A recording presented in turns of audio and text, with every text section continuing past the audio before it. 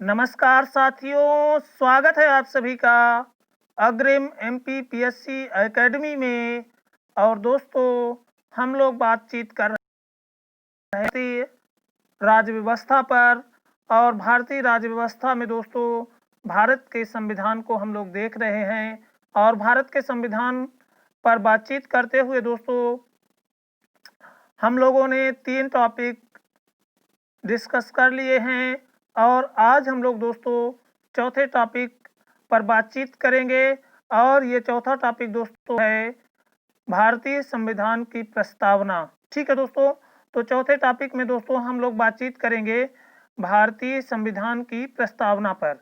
ठीक है दोस्तों, भारतीय संविधान की प्रस्तावना पर हम लोग बातचीत करेंगे। प्रस्तावना उद्देशिका पर दोस्तों हम लोग बातचीत करेंगे। तो चलिए दोस्तों प्रारंभ करते हैं। उससे पहले दोस्तों, यदि आप लोगों को ये वीडियो सीरीज अच्छी लगती है तो वीडियो को लाइक, शेयर और चैनल को सब्सक्राइब करना ना भूलें।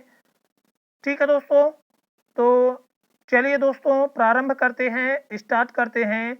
भारतीय राज्य व्यवस्था, भारत का संविधान के अंतर्गत दोस्तों ये चौथा टॉपिक है। और इस टॉपिक में दोस्तों भारतीय संविधान की प्रस्तावना उद्देशिका के बारे में बातचीत करेंगे। चलिए दोस्तों आरंभ करते हैं। भारतीय संविधान की प्रस्तावना उद्देशिका, preamble of Indian constitution. Preamble of क्या है दोस्तों? Preamble of Indian constitution. तो ये हम लोग देखेंगे, प्रस्तावना को देखेंगे, प्रीएम्बल को देखेंगे। तो चलिए दोस्तों एक एक करके देखते चलते हैं। तो सबसे पहले दोस्तों प्रस्तावना उद्देशिका है क्या चीज़ दोस्तों, तो उसको देख लेते हैं। तो सबसे पहले दोस्तों यहाँ से हम लोग देखना स्टार्ट करेंगे। तो देख लेते हैं दोस्तों प्रस्तावना उद्देशिका को। तो इसमें दोस्तों प्रस्तावना उद्देशिका में दोस्तों सबसे पहले है इसमें, हम भारत के लोग भारत को एक संपूर्ण प्रभुत्व संपन्न समाजवादी पंथ तंत्रात्मक गणराज्य बनाने के लिए तथा उसके समस्त नागरिकों को सामाजिक, आर्थिक, राजनीतिक न्याय, विचार, अभिव्यक्ति, विश्वास, धर्म और उपासना की स्वतंत्रता, प्रतिष्ठा और अवसर की समता प्राप्त कराने के लिए तथा उन सब में व्यक्ति की गरिमा और राष्ट्र की एकता व अखंडता को सुनिश्चित करने वाली बंधुता को बढ़ाने के लिए दृढ़ संकल्पित होकर अपनी इस संविधान सभा में आज तारीख 26 नवंबर 1949 को इस संविधान को अंगीकृत, अधिनियमित और आत्मार्पित करते हैं। तो इस तरह से दोस्तों लिखा है किसमें? हमारी उद्देशिका में।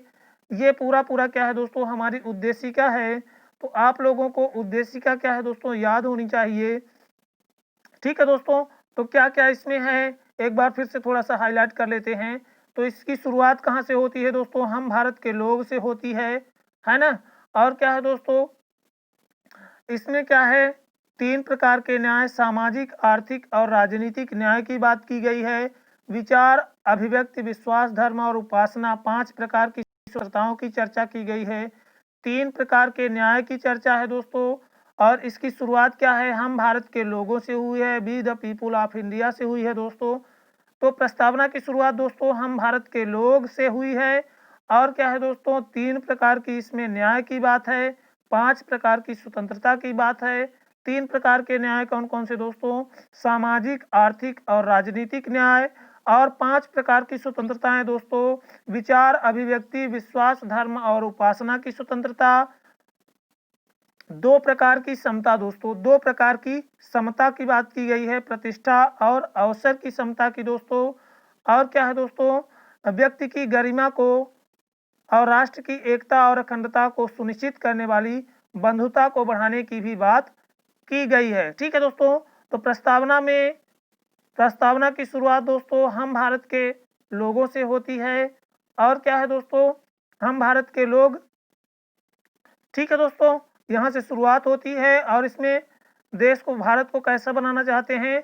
प्रभुत्व संपन्न समाजवादी पंथ निरपेक्ष लोकतंत्रात्मक गणराज्य बनाना चाहते हैं। ठीक है दोस्तों, और सभी नागरिकों को 3 प्रकार की क्या है दोस्तों? न्याय, 5 प्रकार की स्वतंत्रता, 2 क्या है दोस्तों? समता, तथा साथ ही साथ दोस्तों व्यक्ति की गरिमा, राष्ट्र की एकता, अखंडता सुनिश्चित करने वाली बंधुता को बढ़ाने की बात की गई है। तो चलिए दोस्तों, एक एक करके इन सभी को देखते चलते हैं और समझते चलते हैं।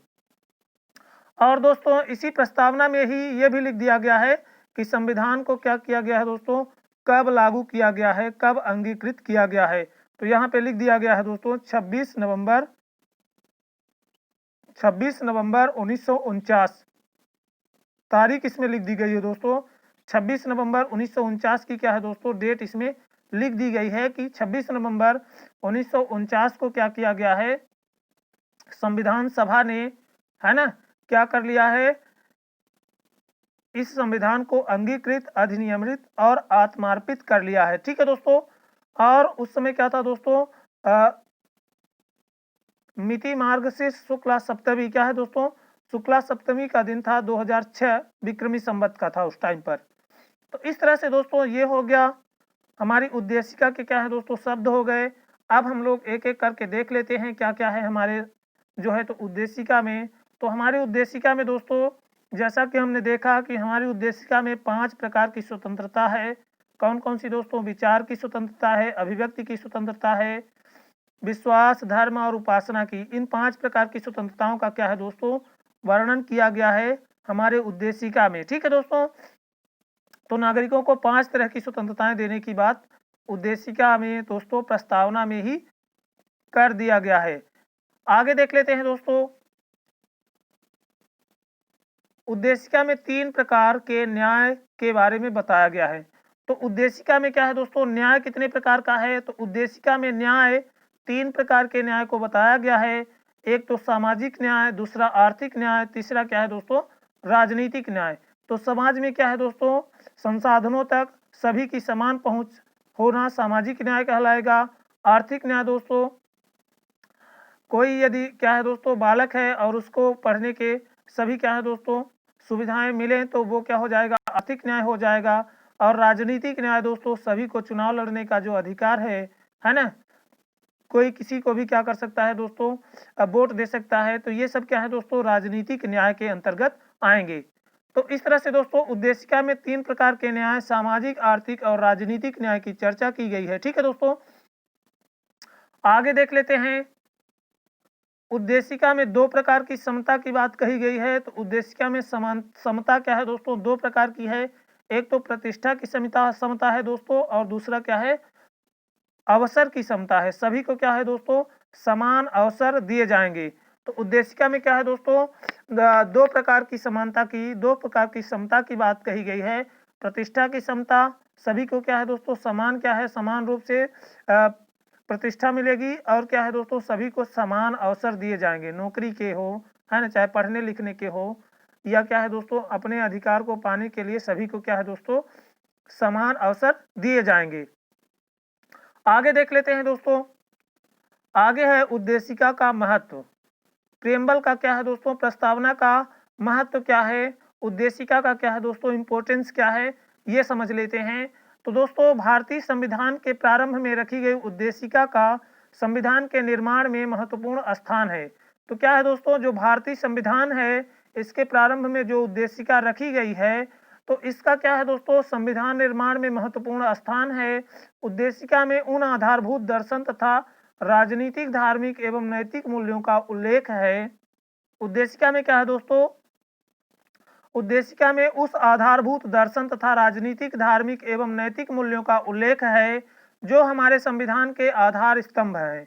तो उद्देशिका में क्या है दोस्तों, कुछ आधारभूत क्या है दर्शन दिए गए हैं, जिनके द्वारा क्या है दोस्तों राजनीतिक, धार्मिक और नैतिक मूल्यों का जिनमें क्या किया गया है दोस्तों उल्लेख किया गया है। और क्या है दोस्तों, ये हमारे संविधान के आधार स्तंभ हैं। और ये सब क्या है दोस्तों, हमारे संविधान के क्या है, आधार स्तंभ है। इन्हीं पर क्या है, हमारा संविधान टिका हुआ है। ठीक है दोस्तों। तो इस तरह से दोस्तों भारतीय संविधान के जो प्रारंभ में उद्देशिका रखी गई है, तो उसका संविधान के निर्माण में महत्वपूर्ण स्थान है। और क्या है दोस्तों, उसी में क्या है, आधारभूत दर्शन है। और राजनीतिक, धार्मिक और जो नैतिक मूल्य हैं, उद्देशिका में उनका क्या किया गया है, उल्लेख किया गया है। और उद्देशिका क्या है दोस्तों, हमारे संविधान का आधार स्तंभ है। उद्देशिका में दोस्तों जनता की भावनाएं तथा आकांक्षाएं सूचना रूप में समाविष्ट हैं, सूक्ष्म रूप में समाविष्ट हैं। तो सूचना रूप में दोस्तों समाविष्ट हैं क्या दोस्तों, उद्देशिका में जो लोगों की जनता की क्या है दोस्तों भावनाएं हैं वो कहाँ पर समाहित हैं, तो याद रखेंगे जनता की भावनाएं तथा आकांक्षाएं सूचना के रूप में हमारी उद्देशिका में दोस्तों समाहित की गई हैं, समाविष्ट की गई हैं। ठीक है दोस्तों, संविधान भी क्या है दोस्तों उद्देशिका को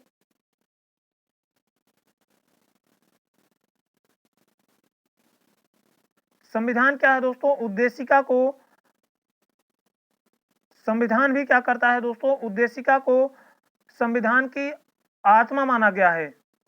ठीक है दोस्तों, संविधान सभा ने क्या किया है दोस्तों उद्देशिका को संविधान की आत्मा माना है और संविधान निर्माण में महत्वपूर्ण भूमिका निभाने वाले संविधान सभा के अध्यक्ष सर अल्लादी कृष्णा स्वामी अय्यर के अनुसार संविधान की प्रस्तावना हमारी दीर्घकालिक सपनों का विचार है।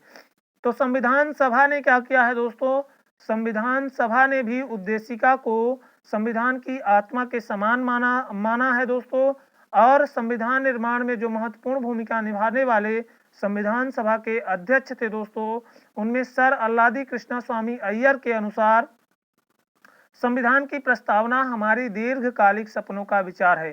तो जो क्या है दोस्तों हमारा दीर्घकालिक सपना था तो उसका क्या है दोस्तों विचार कहाँ में है, तो उसका विचार क्या है दोस्तों उद्देशिका में है, प्रस्तावना में है। याद रखेंगे दीर्घकालिक सपनों का विचार क्या है हमारी संविधान की प्रस्तावना में है और ऐसा किसने कहा था दोस्तों, तो ऐसा विचार दिया था संविधान निर्माण में महत्वपूर्ण भूमिका निभाने वाले संविधान सभा के जो अध्यक्ष थे दोस्तों सर अल्लादी कृष्णा स्वामी अय्यर, उन्होंने ऐसा क्या किया था दोस्तों विचार दिया था। इस तरह से दोस्तों ये हो गया। अब दोस्तों आगे देख लेते हैं उद्देशिका का निम्नलिखित महत्व है। उस उद्देशिका का क्या है दोस्तों निम्नलिखित महत्व है। पहला महत्व दोस्तों संविधान के प्राधिकार का स्रोत है। उद्देशिका क्या है दोस्तों संविधान के प्राधिकार का स्रोत है। संविधान में है ना क्या क्या अधिकार होंगे, उनका क्या है दोस्तों जो स्रोत है वो क्या है उद्देशिका ही है, प्रस्तावना ही है। और ये क्या है दोस्तों इसमें क्या है दोस्तों जो भारत की जनता है उसका उल्लेख किया गया है। और कारण दोस्तों यह कि उद्देशिका का निम्नलिखित महत्व है। संविधान के प्राधिकार का स्रोत भारत की जनता है। संविधान का जो है संविधान के जो प्राधिकार का स्रोत है दोस्तों वो भारत की जनता है। कारण क्या है दोस्तों, कारण यह कि संविधान का निर्माण भारत की जनता की ओर से संविधान सभा के सदस्यों ने किया और उन्हीं के द्वारा इसे अंगीकृत किया गया, इसलिए संप्रभुता भारत की जनता में क्या है दोस्तों निहित है। तो संविधान के प्राधिकार का स्रोत दोस्तों भारत की जनता है। और भारत की जनता क्यों है दोस्तों, क्योंकि संविधान निर्माण का जो कार्य है दोस्तों वो भारत की जनता की ओर से संविधान सभा के सदस्यों ने किया है और उन्हीं के द्वारा है ना संविधान को दोस्तों अंगीकृत किया गया। इसीलिए जो संप्रभुता है दोस्तों, जो सॉवरेनिटी है दोस्तों वो क्या है भारत की जनता में निहित है। इस तरह से दोस्तों ये हो गया उद्देशिका का महत्व। अब दोस्तों आगे देख लेते हैं राज्य का स्वरूप कैसा है। तो भारतीय संविधान की उद्देशिका में राज्य के स्वरूप को कैसा बताया गया है दोस्तों उसको देख लेते हैं। सबसे पहले संप्रभु राज्य है। राज्य कैसा है दोस्तों, संप्रभु है, समाजवादी है, पंथ निरपेक्ष है, लोकतांत्रिक है और गणराज्य है। तो इन सभी शब्दों को आगे हम लोग देखेंगे दोस्तों। तो राज्य के स्वरूप कैसा होगा दोस्तों, तो राज्य क्या होगा संप्रभु होगा, मतलब अपने निर्णय लेने में स्वतंत्र होगा और समाजवादी होगा दोस्तों, संसाधनों की सभी तक है ना बराबर पहुंच को निर्धारित करेगा। पंथ निरपेक्ष होगा, किसी विशेष धर्म को बढ़ावा नहीं देगा दोस्तों, है ना।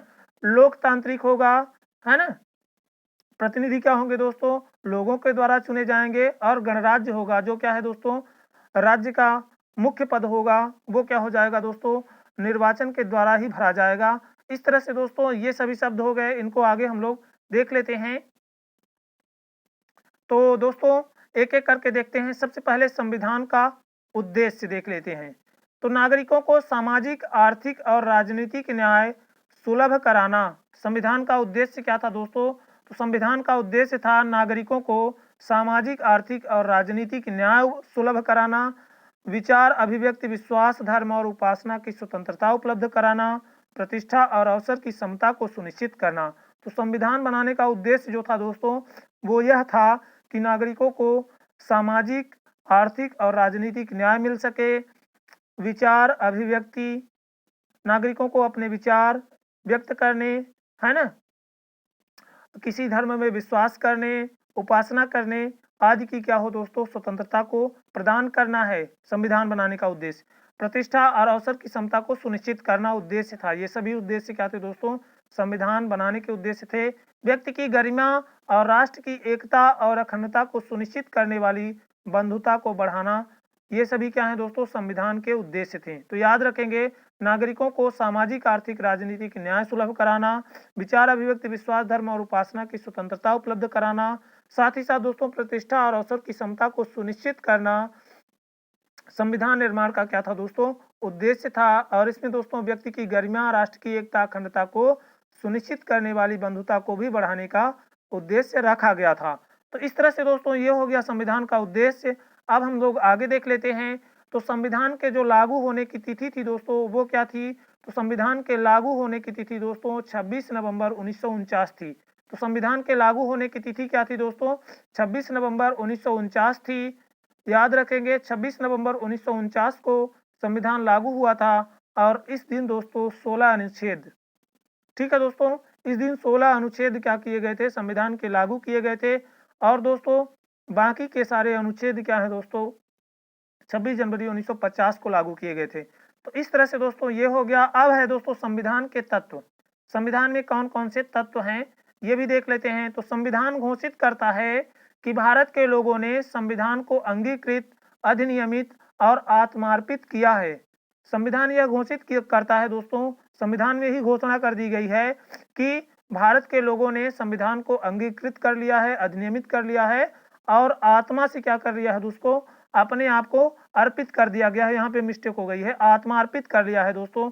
आत्मा अर्पित करने का मतलब है दोस्तों अपनी अंतर आत्मा से मान लिया है। अतः देश की जो संप्रभुता है दोस्तों, वो अंततः लोगों में ही निहित है। इस तरह से दोस्तों जो देश की संप्रभुता है वो क्या है, लोगों में ही निहित है। और यह लोगों के उन आदर्शों व आकांक्षाओं जिन्हें प्राप्त करने की आवश्यकता है की भी उद्घोषणा करता है। और ये क्या करता है दोस्तों, ये क्या करता है दोस्तों, लोगों के उन आदर्शों व आकांक्षाओं जिन्हें प्राप्त करने की आवश्यकता है की भी उद्घोषणा करता है। आगे देख लेते हैं दोस्तों, संविधान के तत्व में दोस्तों आदर्श आकांक्षाओं से भिन्न है। संविधान द्वारा भारत को एक संप्रभुता संपन्न, समाजवादी, पंथ निरपेक्ष, लोकतंत्रात्मक गणराज्य के रूप में घोषित करने के आदर्शों को प्राप्त कर लिया गया है। तो आदर्श आकांक्षाओं से क्या है दोस्तों, भिन्न है। संविधान के जो तत्व हैं वो आदर्श आकांक्षाओं से भिन्न है। साथ ही दोस्तों संविधान द्वारा भारत को एक संप्रभुता संपन्न, समाजवादी, पंथ निरपेक्ष, लोकतंत्रात्मक गणराज्य के रूप में जो घोषित करने के आदर्श थे दोस्तों, उनको प्राप्त कर लिया गया है। और दोस्तों लेकिन आकांक्षाओं के अंतर्गत दोस्तों न्याय, स्वतंत्रता, समानता और बंधुत्व आज तक तो हैं, जिन्हें अभी भी क्या है दोस्तों प्राप्त किया जाना बाकी है। उद्देशिका आदर्श व आकांक्षाओं की प्राप्ति के साधन के रूप में है। और क्या है दोस्तों, जो प्रस्तावना है वो क्या है दोस्तों, उद्देशिका क्या है दोस्तों, इन्हीं सभी क्या है दोस्तों आदर्श व आकांक्षाओं की प्राप्ति के साधन के रूप में दी गई है। ठीक है दोस्तों, आगे चलते हैं। आगे चलते हैं दोस्तों, उद्देशिका का उद्देश्य क्या है, प्रस्तावना का क्या है दोस्तों उद्देश्य क्या है, इसको समझ लेते हैं। प्रस्तावना का उद्देश्य क्या है, ऐसा क्वेश्चन आपसे दोस्तों कभी कभी स्टेटमेंट के रूप में बनता है कि उद्देशिका के उद्देश्य में निम्नलिखित में से कौन सा से शामिल हैं। तो याद रखेंगे उसमें क्या हो जाएगा, स्टेटमेंट नंबर 1 दे देगा, संविधान के प्राधिकार का स्रोत स्पष्ट करना उद्देशिका का उद्देश्य है। उद्देशिका से स्पष्ट होता है कि संविधान के प्राधिकार का मूल स्रोत भारत के लोगों में निहित है। तो ये क्या हो जाएगा दोस्तों, स्टेटमेंट नंबर 2 हो जाएगा। और यहाँ पे आपसे कह दिया जाएगा चुनिए केवल एक, है ना, 1 और 2, ठीक है दोस्तों। ए नंबर में दे देगा केवल 1, केवल 2, 1 और 2 दोनों, न तो 1 न ही 2, इस तरह से क्वेश्चन दोस्तों दे देगा, न तो 1 न तो 2। तो इस तरह से दोस्तों आप लोग याद रखेंगे, क्या हो जाएगा आपका उत्तर? आपका उत्तर होगा 1 और 2 दोनों। तो संविधान के प्राधिकार का स्रोत स्पष्ट करना, उद्देशिका से स्पष्ट होता है कि संविधान के प्राधिकार का मूल स्रोत भारत के लोगों में निहित है। तो मूल जो स्रोत है दोस्तों वो क्या है? भारत के लोग ही हैं। याद रखेंगे कि संविधान उद्देशिका जो है दोस्तों, उसका उद्देश्य क्या है, उसका ऑब्जेक्टिव क्या है? संविधान के प्राधिकार का स्रोत स्पष्ट करना। साथ ही दोस्तों उद्देशिका से यह भी स्पष्ट होता है कि संविधान के प्राधिकार का मूल स्रोत भारत के लोगों में निहित है। तो जो मूल क्या है दोस्तों, स्रोत हैं, वो भारत के लोग हैं, ऐसा क्या है दोस्तों उद्देशिका बताती है। इस तरह से दोस्तों आगे देख लेते हैं। संविधान निर्माण में उद्देश्य स्पष्ट करना। और क्या है दोस्तों, संविधान निर्माण में उद्देश्य स्पष्ट करना क्या है, उद्देशिका का उद्देश्य है। तो वस्तुतः क्या है दोस्तों, उद्देशिका से उन महान अधिकारों तथा स्वतंत्रताओं की घोषणा की गई है जिन्हें भारत के लोगों ने सभी नागरिकों के लिए सुनिश्चित करने की इच्छा की थी। तो संविधान निर्माण का उद्देश्य क्या है दोस्तों? वस्तुतः उद्देशिका से उन महान अधिकारों तथा स्वतंत्रताओं की घोषणा की गई है जिन्हें भारत के लोगों ने सभी नागरिकों के लिए सुनिश्चित करने की इच्छा व्यक्त की थी। उद्देशिका में संविधान के अधिनियम की तिथि का उल्लेख है। उद्देशिका भारतीय राज्य व्यवस्था एवं सरकार के स्वरूप के साथ साथ नागरिकों के अधिकारों एवं स्वतंत्रताओं का भी वर्णन करती है। तो उद्देशिका क्या करती है दोस्तों? उद्देशिका भारतीय राज्य व्यवस्था एवं सरकार के स्वरूप के साथ साथ दोस्तों नागरिकों के अधिकारों एवं स्वतंत्रताओं का भी वर्णन करती है। तो इस तरह से दोस्तों ये उद्देशिका का क्या हो गया दोस्तों, उद्देश्य है दोस्तों। संविधान निर्माण का उद्देश्य स्पष्ट करना क्या है दोस्तों, उद्देशिका का उद्देश्य है। आगे देख लेते हैं दोस्तों, उद्देशिका की जो शब्दावलियां हैं उनको अब देख लेते हैं। तो उद्देशिका की शब्दावलियों में दोस्तों सबसे पहला है संप्रभुता संपन्न राज्य, समाजवादी, पंथनिरपेक्ष, लोकतांत्रिक, गणराज्य, विचार अभिव्यक्ति, विश्वास, धर्म और उपासना की स्वतंत्रता, प्रतिष्ठा और अवसर की समता। एक एक शब्दों को दोस्तों समझते चलेंगे और पढ़ते चलेंगे। तो पहला है दोस्तों संप्रभुता संपन्न राज्य। तो संप्रभुता संपन्न राष्ट्र इस बात पर बल देता है कि भारत के बाहर ऐसी कोई सत्ता नहीं है। संप्रभुता संपन्न राष्ट्र क्या करता है दोस्तों, इस बात पर बल देता है कि भारत के बाहर ऐसी कोई सत्ता नहीं है जिस पर यह देश किसी भी रूप में निर्भर है। वस्तुतः यह शब्द बिना किसी बाहरी दबाव या दबाव के आत्मनिर्णय की शक्ति का परिचायक है। तो संप्रभुता शब्द क्या है दोस्तों, बिना किसी बाह्य दबाव या दबाव के आत्मनिर्णय की शक्ति का परिचायक है। मतलब क्या है दोस्तों, राज्य क्या कर सकता है, अपने निर्णय स्वयं ले सकता है, किसी बाहरी शक्ति के दबाव में निर्णय नहीं लेगा। यह स्पष्ट करता है दोस्तों कि भारतीय संविधान भारत के लोगों द्वारा ही निर्मित है। क्या स्पष्ट करता है दोस्तों, संप्रभुता संपन्न राज्य यह भी स्पष्ट करता है कि भारतीय संविधान भारत के लोगों द्वारा बनाया गया है। साथ ही दोस्तों एक संप्रभु राज्य होने के नाते भारत किसी विदेशी सीमा अधिग्रहण अथवा किसी अन्य देश के पक्ष में अपनी सीमा के किसी हिस्से के दावे छोड़ सकता है। तो अपनी सीमा के क्या है दोस्तों, किसी हिस्से के दावे को क्या कर सकता है दोस्तों, संप्रभुता संपन्न राज्य क्या कर सकता है, दावे को छोड़ भी सकता है। आगे है दोस्तों समाजवादी। समाजवादी क्या होता है दोस्तों, तो समाजवाद सोशलिस्ट से संविधान का अभिप्राय है लोकतांत्रिक साधनों से समाज के समाजवादी स्वरूप की प्राप्ति। तो जो क्या है दोस्तों, लोकतांत्रिक साधन है, उन साधनों से समाज के जो समाजवादी स्वरूप है उसकी प्राप्ति करना समाजवादी सोशलिस्ट शब्द से क्या है दोस्तों, अभिप्राय है। भारतीय समाजवाद लोकतांत्रिक समाजवाद है, ना कि साम्यवादी समाजवाद, जिसे राज्य आश्रित समाजवाद भी कहा जाता है, जिसमें उत्पादन और वितरण के सभी साधनों का राष्ट्रीयकरण और निजी संपत्ति का उन्मूलन शामिल है। तो क्या है दोस्तों, भारतीय साम्राज्यवाद जो समाजवाद है दोस्तों, वो लोकतांत्रिक समाजवाद है, साम्यवादी समाजवाद नहीं है, जिसमें क्या कहा जाता है दोस्तों, उत्पादन और वितरण के जो सभी साधन हैं उनका राष्ट्रीयकरण कर दिया जाता है और निजी संपत्ति का उन्मूलन कर दिया जाता है। ठीक है दोस्तों, आगे देख लेते हैं। भारतीय समाजवाद मार्क्सवाद और गांधीवादी का मिला जुला रूप है। और जो क्या है दोस्तों, जो भारतीय समाजवाद है वो मार्क्सवाद और गांधीवाद का मिला जुला रूप है, जिसमें क्या है दोस्तों, गांधीवादी समाज की ओर से ज्यादा झुकाव है। तो क्या है दोस्तों, भारतीय समाजवाद में गांधीवादी समाजवाद की ओर ज्यादा झुकाव है। इस तरह से दोस्तों ये हो गया समाजवादी। अब दोस्तों आगे देख लेते हैं पंथ निरपेक्ष। तो भारत एक पंथ निरपेक्ष राज्य सेकुलर स्टेट है। भारत क्या है दोस्तों, एक पंथ निरपेक्ष राज्य है, सेकुलर स्टेट है। इसका मतलब क्या है दोस्तों, इसका मतलब है यह नहीं है कि भारत एक धर्म विहीन या अधार्मिक या धर्म विरोधी राज्य है। तो पंथ निरपेक्ष का दोस्तों ये मतलब नहीं है कि भारत क्या है दोस्तों धर्म विहीन है, मतलब भारत में कोई क्या है दोस्तों रिलीजन नहीं है। ठीक है दोस्तों, या क्या है दोस्तों नॉन रिलीजियस है दोस्तों, या कि क्या है दोस्तों अगेंस्ट है ना, रिलीजन के क्या है दोस्तों अगेंस्ट है। ये तीनों क्या है दोस्तों पंथ निरपेक्षता का ये तीनों क्या है तात्पर्य नहीं है ना, कि क्या है दोस्तों भारत एक धर्म विहीन या अधार्मिक या धर्म विरोधी राज्य है। पंथ निरपेक्ष राज्य का ये मतलब नहीं है। इसका सीधा अभिप्राय यह है, इसका जो सीधा अभिप्राय है दोस्तों वो यह है कि यह राज्य स्वयं में धार्मिक नहीं है, राज्य का कोई धर्म नहीं है। पंथ निरपेक्ष का मतलब है दोस्तों कि राज्य स्वयं में धार्मिक नहीं है, राज्य का कोई धर्म नहीं है। और क्या है दोस्तों, राज्य का कोई धर्म नहीं है और यह सर्वधर्म समभाव के प्राचीन भारतीय सिद्धांत का अनुकरण करता है। और भारतीय जो राज्य है दोस्तों ये क्या करता है, ये सर्वधर्म समभाव के प्राचीन भारतीय सिद्धांत का अनुकरण करता है।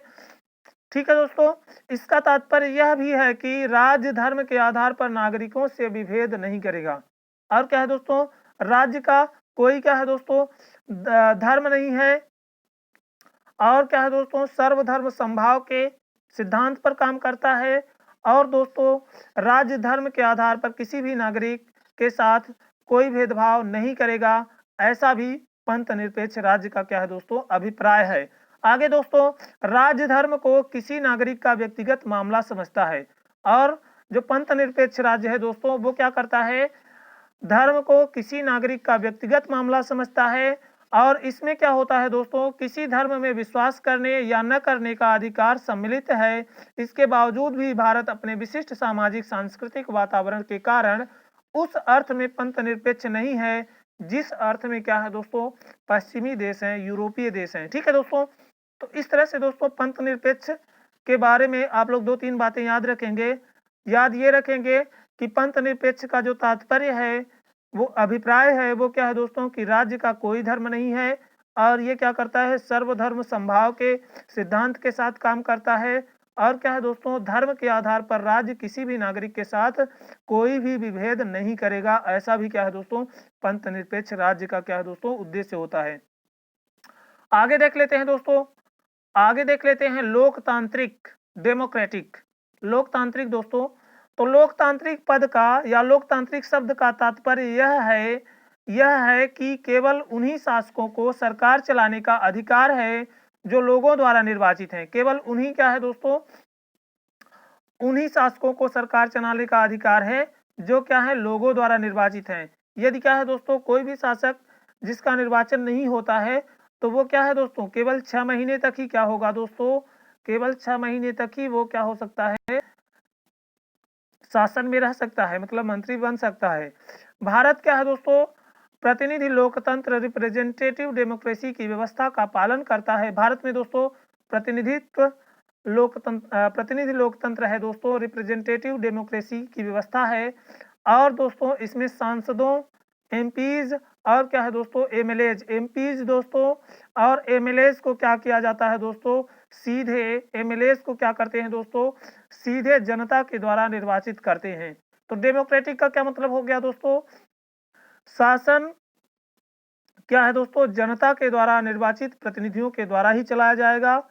और क्या है दोस्तों भारत में प्रतिनिधि लोकतंत्र रिप्रेजेंटेटिव डेमोक्रेसी की व्यवस्था की गई है, ऐसा भारतीय संविधान में व्यवस्था की गई है। ठीक है दोस्तों, तो इस तरह से दोस्तों ये हो गया डेमोक्रेटिक लोकतांत्रिक। अब दोस्तों आगे है इसमें पंचायतों व नगर पालिकाओं के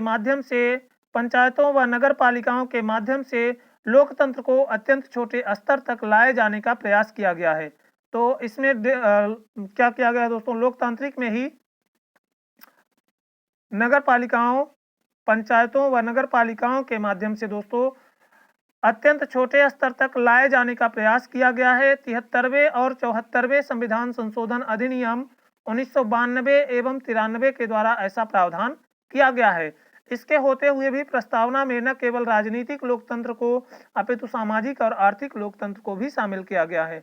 तो ये सब तो है ही दोस्तों, इसके बावजूद भी प्रस्तावना में न केवल राजनीतिक लोकतंत्र बल्कि सामाजिक और आर्थिक लोकतंत्र को भी शामिल किया गया है। तो इस तरह से दोस्तों ये हो गया डेमोक्रेटिक। आगे देख लेते हैं दोस्तों लोकतंत्र के प्रकार। तो लोकतंत्र के क्या है दोस्तों, दो प्रकार हैं। लोकतंत्र दो प्रकार का है। एक तो क्या है दोस्तों, एक तो है डायरेक्ट लोकतंत्र और दूसरा क्या है दोस्तों, इनडायरेक्ट लोकतंत्र। तो डायरेक्ट और इनडायरेक्ट क्या है दोस्तों, लोकतंत्र दो प्रकार का है, प्रत्यक्ष और अप्रत्यक्ष। तो प्रत्यक्ष लोकतंत्र में क्या है दोस्तों, लोग अपनी शक्ति का इस्तेमाल प्रत्यक्ष रूप से करते हैं। ठीक है दोस्तों, प्रत्यक्ष लोकतंत्र में लोग अपनी शक्ति का इस्तेमाल प्रत्यक्ष रूप से करते हैं। जैसे स्विट्जरलैंड में क्या है दोस्तों, प्रत्यक्ष लोकतंत्र है। प्रत्यक्ष लोकतंत्र के चार मुख्य औजार हैं। इनके नाम है परीक्षा, पहल, प्रत्यावर्तन या प्रत्याशी को वापस बुलाना तथा जनमत संग्रह। तो परीक्षा, पहल, प्रत्यावर्तन या प्रत्याशी को वापस बुलाना और जनमत संग्रह। तो क्या है दोस्तों, चार मुख्य औजार है प्रत्यक्ष लोकतंत्र के। याद रखेंगे, आपसे जो है तो क्वेश्चन बन सकता है कि इनमें से कौन सा प्रत्यक्ष लोकतंत्र का क्या है औजार नहीं है। तो परीक्षा, पहल, प्रत्यावर्तन और क्या है दोस्तों, जनमत संग्रह। प्रत्यावर्तन का ही मतलब है दोस्तों प्रत्याशी को वापस बुलाना। दूसरी ओर दोस्तों अप्रत्यक्ष लोकतंत्र में लोगों द्वारा चुने गए प्रतिनिधि सर्वोच्च शक्ति का इस्तेमाल करते हैं। और जो अप्रत्यक्ष लोकतंत्र है दोस्तों, जो इनडायरेक्ट डेमोक्रेसी है दोस्तों, उसमें क्या है दोस्तों, उसमें लोगों के द्वारा चुने गए प्रतिनिधि सर्वोच्च शक्ति का इस्तेमाल करते हैं। और भारत में दोस्तों इसी व्यवस्था को अपनाया गया है। भारत में क्या है दोस्तों, अप्रत्यक्ष लोकतंत्र को क्या किया गया है, अपनाया गया है। लोग क्या करते हैं दोस्तों, अपने प्रतिनिधि को चुनते हैं और वो प्रतिनिधि क्या करते हैं दोस्तों, फिर जो है तो वो क्या करते हैं, लोगों के लिए व्यवस्थाएं बनाते हैं। इस तरह से दोस्तों ये हो गया। अब देख लेते हैं दोस्तों आगे क्या है, गणराज्य। तो गणराज्य से क्या तात्पर्य है दोस्तों, तो गणराज्य शब्द से तात्पर्य, गणराज्य पद से तात्पर्य भारत में वंश परंपरा से कोई शासक नहीं होता है। भारत में क्या है दोस्तों, वंश परंपरा के आधार पर कोई शासक नहीं होगा और राज्य के सभी राजनीतिक पदाधिकारी प्रत्यक्ष या परोक्ष रूप से जनता द्वारा ही निर्वाचित होते हैं। तो भारत में क्या है दोस्तों, गणराज्य भारत को क्यों कहा जाता है, क्योंकि यहाँ पर वंश परंपरा के आधार पर क्या है दोस्तों, वंश परंपरा के आधार पर कोई शासक नहीं होता है।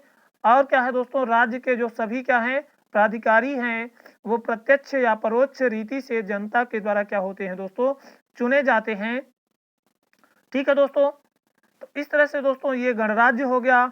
अब आगे देख लेते हैं दोस्तों सामाजिक, आर्थिक और राजनीतिक न्याय। तो उद्देश्य क्या है दोस्तों, भारतीय राज्य को कल्याणकारी प्रकृति के माध्यम से नागरिकों को राजनीतिक न्याय के साथ साथ सामाजिक एवं आर्थिक न्याय की प्राप्ति भी सुनिश्चित करती है।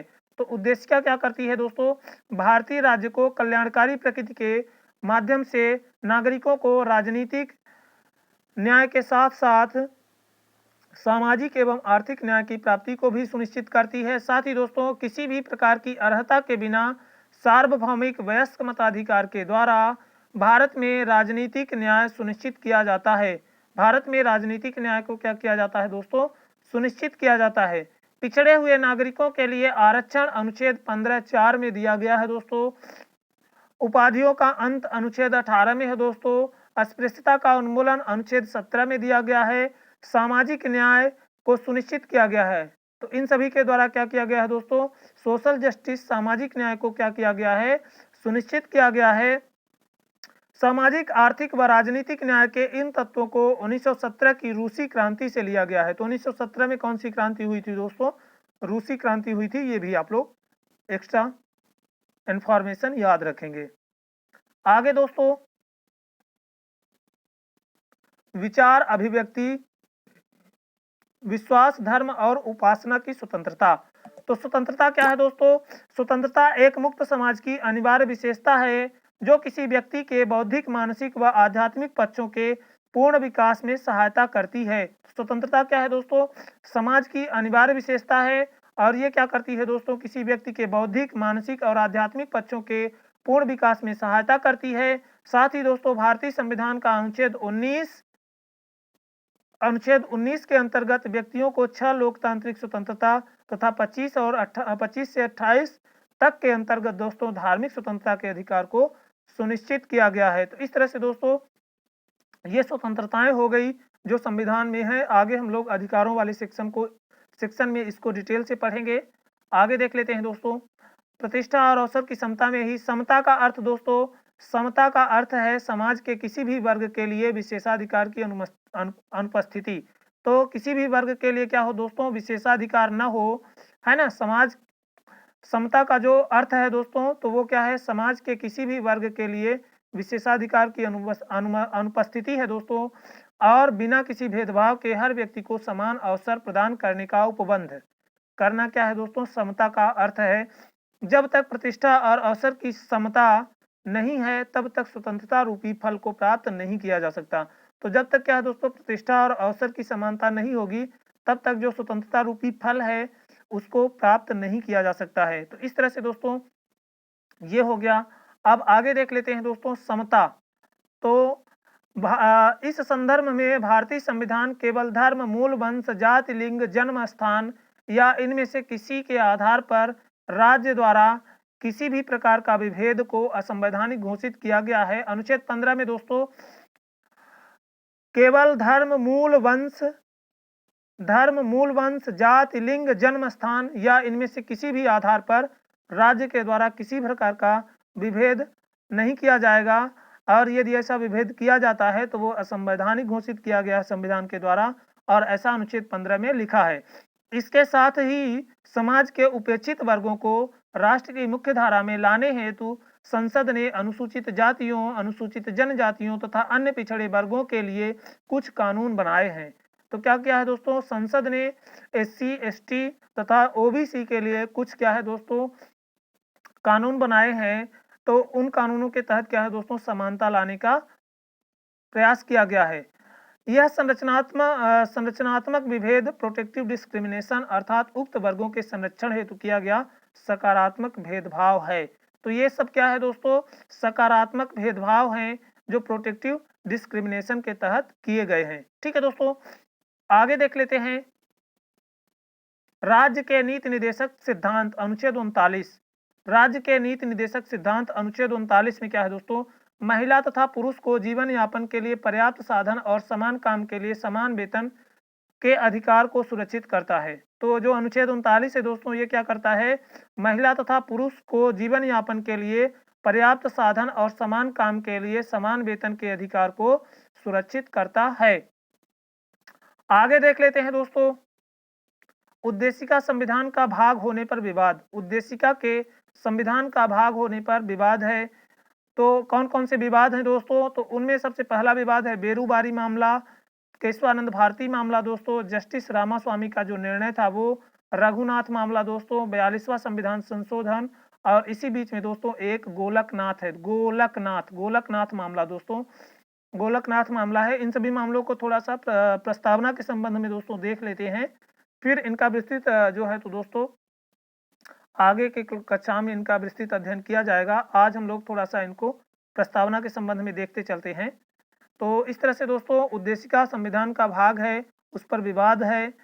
और क्या है दोस्तों? जो पहला मामला था बेरूबारी यूनियन का मामला, तो बेरूबारी यूनियन मामले में 1960 में क्या किया दोस्तों? उच्चतम न्यायालय ने यह मत व्यक्त किया, उच्चतम न्यायालय ने यह मत व्यक्त किया था कि प्रस्तावना संविधान का भाग नहीं है।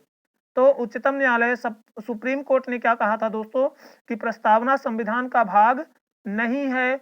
बेरूबारी मामले में कहा था, बेरूबारी मामले 1960 में सुप्रीम कोर्ट ने अपना मत दिया था दोस्तों की प्रस्तावना संविधान का भाग नहीं है। याद रखेंगे, ऐसा क्वेश्चन बन सकता है कि किस मामले में उच्चतम न्यायालय ने यह मत व्यक्त किया कि प्रस्तावना संविधान का भाग नहीं है। तो याद रखेंगे बेरूबारी बाद मामला 1960 का है। ठीक है दोस्तों, आगे देख लेते हैं। अगला मामला है गोलकनाथ मामला। तो जुलाई 1967 गोलकनाथ मामला दोस्तों, जुलाई 1967 में गोलकनाथ, यहाँ पे गलत हो गया दोस्तों, गोलकनाथ मामले में सहमति प्रकट की गई थी कि प्रस्तावना संविधान निर्माताओं के मन की कुंजी है। तो गोलकनाथ मामले में क्या कहा गया था दोस्तों, ये सहमति प्रदान की गई थी कि प्रस्तावना संविधान निर्माताओं के मन की कुंजी है। प्रस्तावना क्या है दोस्तों, जो संविधान निर्माता हैं उनके मन की कुंजी क्या है दोस्तों, प्रस्तावना है। और जहां क्या है दोस्तों, प्रस्तावना की भाषा स्पष्ट या अस्पष्ट या संदिग्ध हो, वहां उसके अर्थ को स्पष्ट करने के लिए, जहां क्या है दोस्तों, संविधान की भाषा अस्पष्ट या संदिग्ध हो दोस्तों, वहां उसके अर्थ को स्पष्ट करने के लिए प्रस्तावना का सहारा लिया जा सकता है। तो गोलकनाथ मामले में दो बातें कही गई दोस्तों। एक तो क्या कहा गया कि प्रस्तावना संविधान निर्माताओं के मन की कुंजी है, और दोस्तों इसमें एक बात और कही गई। दूसरी बात क्या थी दोस्तों, वो बात थी कि संविधान की भाषा जहां अस्पष्ट होगी दोस्तों और संदिग्ध होगी, जहां क्या है दोस्तों, उसके क्या है दो अर्थ निकलेंगे, तो वहां उसके अर्थ को स्पष्ट करने के लिए दोस्तों प्रस्तावना का सहारा लिया जाएगा। ठीक है दोस्तों, तो इस तरह से लिया जा सकता है। ये दो बातें गोलकनाथ मामले में निकल करके सामने आई। आगे दोस्तों, आगे केशवानंद भारती मामला दोस्तों, वर्ष 1973 के केशवानंद भारती मामले बनाम केरल राज्य के बाद में सर्वोच्च न्यायालय ने 1960 के अपने पूर्व निर्णय को निरस्त कर दिया। तो केशवानंद भारती मामले में जो पहले निर्णय दिया गया था गोलकनाथ मामले में, उसको क्या कर दिया गया दोस्तों, निरस्त कर दिया गया सुप्रीम कोर्ट के द्वारा। और यह स्पष्ट कर दिया गया दोस्तों कि प्रस्तावना संविधान का भाग है और संसद के संशोधन करने की शक्ति का विषय उसी प्रकार है जिस प्रकार संशोधन के अन्य प्रावधान है। तो संसद क्या कर सकती है दोस्तों, प्रस्तावना में संशोधन करने की शक्ति उसके पास है। जिस प्रकार से वो संविधान के अन्य प्रावधानों को बदल सकती है, उसी तरह से प्रस्तावना में भी परिवर्तन कर सकती है। और यदि प्रस्तावना में विद्यमान संविधान का मूलभूत ढांचा नष्ट न किया जाए तो प्रस्तावना में संशोधन किया जा सकता है। तो मूलभूत क्या है दोस्तों, बेसिक स्ट्रक्चर को ध्यान में रखते हुए, है ना, प्रस्तावना में भी क्या किया जा सकता है दोस्तों, संशोधन किया जा सकता है। तो क्या है दोस्तों, बेसिक स्ट्रक्चर में क्या है, परिवर्तन न करते हुए मूल ढांचा संविधान का नष्ट नहीं होना चाहिए, है ना। ऐसा ध्यान में रखते हुए संसद प्रस्तावना में भी क्या कर सकती है दोस्तों, संशोधन कर सकती है। और क्या है दोस्तों, यह संविधान का अनिवार्य भाग नहीं है, उसी प्रकार है जिस प्रकार संविधान के अन्य प्रावधान हैं। यदि प्रस्तावना में विद्यमान भारतीय संविधान का मूलभूत ढांचा नष्ट न किया जाए तो प्रस्तावना में संशोधन किया जा सकता है, हालांकि यह संविधान का अनिवार्य भाग नहीं है। तो केशवानंद भारती मामले में ही क्या किया गया है दोस्तों, ये बताया गया है कि प्रस्तावना क्या है, संविधान का अनिवार्य भाग नहीं है। ठीक है दोस्तों, तो इस तरह से दोस्तों ये केशवानंद भारती मामला हो गया। अब जस्टिस रामास्वामी ने क्या निर्णय दिया था दोस्तों, उसको देख लेते हैं। तो जस्टिस रामास्वामी ने पूर्व के निर्णय को खारिज करते हुए कहा, एसआर मुंबई बाद, ऐसा क्या है दोस्तों, कहा एसआर मुंबई बाद 1993 में कहा दोस्तों कि प्रस्तावना संविधान का अभिन्न अंग है। जस्टिस रामास्वामी ने पूर्व के निर्णय को खारिज कर दिया। ठीक है दोस्तों, और एसआर मुंबई बाद में उन्होंने क्या कहा, उन्होंने कहा कि प्रस्तावना संविधान का अंग है। तो एसआर मुंबई बाद में क्या कहा गया दोस्तों, कि प्रस्तावना संविधान का अंग है, और जो पूर्व का निर्णय था दोस्तों उसको खारिज कर दिया गया था इसमें। इस तरह से दोस्तों जस्टिस रामास्वामी ने क्या किया था, एसआर मुंबई बाद 1993 में प्रस्तावना को दोस्तों संविधान का अंग, अभिन्न अंग माना है। ठीक है दोस्तों, आगे दोस्तों, सरकार का प्रजातांत्रिक स्वरूप, संघीय संरचना, राष्ट्रीय एकता और अखंडता दोस्तों, राष्ट्रीय एकता और अखंडता दोस्तों, धर्मनिरपेक्षता, समाजवादी स्वरूप, सामाजिक न्याय एवं न्यायिक पुनर्विलोकन भी क्या है दोस्तों, इसकी मौलिक संरचना में शामिल है। तो उसी एसआर मुंबई केस में क्या बताया गया दोस्तों, एसआर मुंबई केस में ही एसआर मुंबई बाद में दोस्तों एसआर बोम्बईवाद में दोस्तों 1993 में सरकार का प्रजातांत्रिक स्वरूप, संघीय संरचना, राष्ट्रीय एकता और अखंडता, धर्मनिरपेक्षता, समाजवादी स्वरूप, सामाजिक न्याय एवं न्यायिक पुनर्विलोकन, ये सब क्या है दोस्तों संविधान की मूलभूत संरचना में शामिल है, ऐसा एसआर बोम्बईवाद में ही कहा गया। ठीक है दोस्तों, तो इस तरह से दोस्तों ये हो गया। आगे दोस्तों रघुनाथ राव मामला, रघुनाथ राव मामला। तो रघुनाथ राव मामले में न्यायालय ने कहा कि प्रस्तावना शक्ति का स्रोत नहीं है। रघुनाथ राव मामले में दोस्तों न्यायालय ने कहा कि प्रस्तावना शक्ति का स्रोत नहीं है, इसके द्वारा विधानमंडल पर कोई प्रतिबंध नहीं लगाया जा सकता। यह संदिग्ध तथा दो अर्थों वाली, ये क्या है दोस्तों संदिग्ध तथा दो अर्थों वाली दोस्तों संदिग्ध तथा दो अर्थों वाली उपधारणाओं को समझने के लिए क्या है दोस्तों उपयोगी है। तो यह संदिग्ध और दो अर्थों वाली जो उपधारणाएं हैं उनको समझने के लिए, उपबंधों को समझने के लिए क्या है दोस्तों उपयोगी है। तो रघुनाथ राव मामले में 3 बातें कही गई दोस्तों की क्या है, प्रस्तावना शक्ति का स्रोत नहीं है, और क्या है दोस्तों विधानमंडल पर ये इसके द्वारा कोई प्रतिबंध नहीं लगाया जा सकता इसके आधार पर, और क्या है दोस्तों संदिग्ध और दो अर्थों वाली क्या है दोस्तों उपबंधों को समझने के लिए प्रस्तावना को क्या कर सकते हैं दोस्तों देख सकती हैं। आगे दोस्तों अन्य बातों में यदि देखें दोस्तों तो व्यक्ति की गरिमा और राष्ट्र की एकता और अखंडता सुनिश्चित करने वाली बंधुता जैसा कि संविधान में समाविष्ट है का अभिप्राय है, देश के सभी वर्गों में व्याप्त भ्रातृत्व की भावना और राज्य को पंथ निरपेक्ष बनाकर सभी वर्गों के लोगों के मौलिक अधिकारों व अन्य अधिकारों को सुनिश्चित कर तथा उनके हितों का संरक्षण करके बंधुता का लक्ष्य प्राप्त करने की इच्छा की गई है। इसके बावजूद भी बंधुता एक उत्तरोत्तर विकसित होने वाली क्या है दोस्तों प्रोसेस है। तो बंधुता क्या है दोस्तों एक उत्तरोत्तर विकसित होने वाली प्रक्रिया है। आगे देख लेते हैं दोस्तों 42वें संविधान संशोधन से प्रस्तावना में क्या बदलाव हुआ। तो 42वें संविधान संशोधन से क्या हुआ दोस्तों अखंडता, समाजवादी, पंथ निरपेक्ष शब्द जोड़ने से इसका अर्थ और अधिक व्यापक हो गया। तो प्रस्तावना में क्या हुआ दोस्तों 42वें संविधान संशोधन के द्वारा 1976 में जो 42वां संविधान संशोधन हुआ था उसके द्वारा दोस्तों इसमें 3 नए शब्द अखंडता, समाजवादी और पंथ निरपेक्ष शब्द जोड़ दिए गए, और जब से ये शब्द जोड़ दिए गए दोस्तों तो ये जो प्रस्तावना है इसका अर्थ और अधिक क्या हो गया दोस्तों व्यापक हो गया। ठीक है दोस्तों, आगे देख लेते हैं मौलिक कर्तव्य अनुच्छेद 51 का, यह हर भारतीय नागरिक का कर्तव्य होगा कि वह धार्मिक, भाषाई, क्षेत्रीय अथवा वर्ग विविधताओं से ऊपर उठकर सौहार्द और भाईचारे की भावना को प्रोत्साहन करेगा।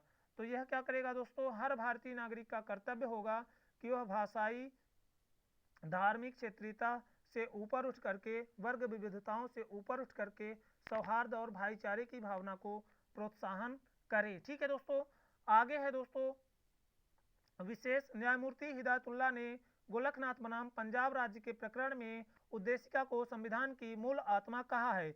तो न्यायमूर्ति जो हिदायतुल्लाह थे दोस्तों उन्होंने गोलकनाथ बनाम पंजाब राज्य के प्रकरण में उद्देशिका को संविधान की मूल आत्मा कहा, और के मुंशी ने उद्देशिका को राजनीतिक जन्मपत्री की संज्ञा दी। तो राजनीतिक जन्मपत्री की संज्ञा के मुंशी जी ने दी, और क्या हुआ दोस्तों संविधान की मूल आत्मा न्यायमूर्ति हिदायतुल्लाह ने गोलकनाथ बनाम पंजाब राज्य के प्रकरण में उद्देशिका के बारे में कहा। ठीक है दोस्तों, इस तरह से दोस्तों ये हो गया। अब उद्देश्य प्रस्ताव दोस्तों, उद्देश्य प्रस्ताव 13 दिसंबर 1946 को जवाहरलाल नेहरू के द्वारा प्रस्तुत किया गया। उद्देशिका संविधान का अंग है, ऐसा कहाँ कहा गया दोस्तों।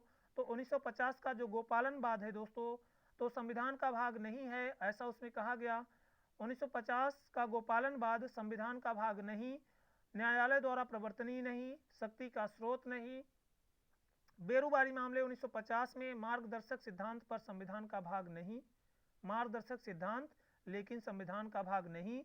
1973 का केशवानंद भारतीवाद संशोधन के भाग के रूप में स्वीकार किया गया। LIC मामला 1995 प्रस्तावना संविधान का आंतरिक हिस्सा है। तो LIC मामला 1995 में क्या कहा गया दोस्तों कि प्रस्तावना संविधान का हिस्सा है।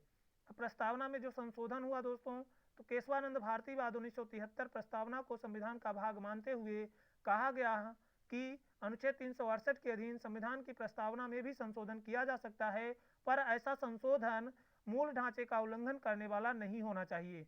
तो जो प्रस्तावना में संशोधन होगा दोस्तों, वो यदि क्या करेगा, मूल ढांचे का उल्लंघन करेगा तो उसको रद्द कर दिया जाएगा, ऐसा इसमें कहा गया। अब 42वां संविधान संशोधन 1976 और प्रस्तावना। तो प्रस्तावना में दोस्तों समाजवाद, सोशलिस्ट, पंथनिरपेक्ष, सेकुलर और अखंडता, इंटीग्रिटी को क्या किया गया दोस्तों, 42वें संविधान संशोधन 1976 से जोड़ा गया। और 42वां संविधान संशोधन 1976 से जो जोड़ा गया दोस्तों, तो ये प्रस्तावना में जो ये शब्द हैं दोस्तों, वो 3 जनवरी 1977 से क्या हुए दोस्तों, प्रभावी हुए, याद रखेंगे।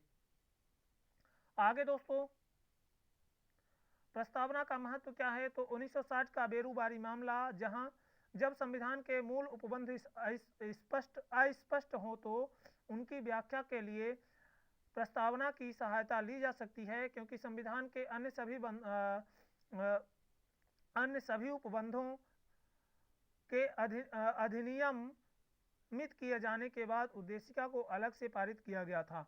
तो जहां पर क्या होगा दोस्तों, संविधान के जो मूल उपबंध हैं वो अस्पष्ट हैं, तो उनकी व्याख्या करने के लिए प्रस्तावना की सहायता ले सकते हैं, ऐसा बेरूबारी मामले में कहा गया था। क्यों कहा गया था, क्योंकि प्रस्तावना को सभी उपबंधों को लागू करने के बाद क्या किया गया था दोस्तों, अलग से पारित करके प्रस्तावना को ऐड किया गया था। तो इसलिए क्या है दोस्तों, यहाँ पर क्या होगा, मूल उपबंध अस्पष्ट होंगे तो उसकी व्याख्या के लिए प्रस्तावना की सहायता ली जा सकती है, ऐसा बेरूबारी मामला 1960 में बताया गया था।